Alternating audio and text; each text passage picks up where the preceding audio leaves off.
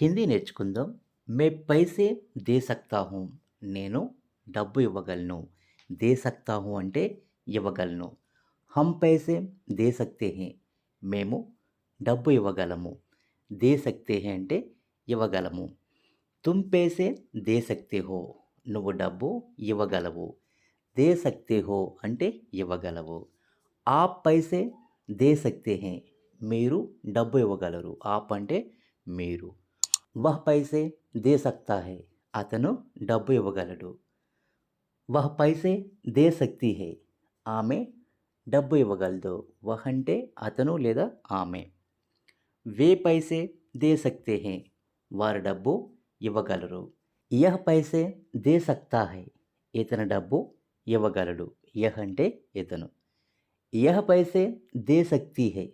ఈమె డబ్బు ఇవ్వగలదు. So friends, please like and subscribe.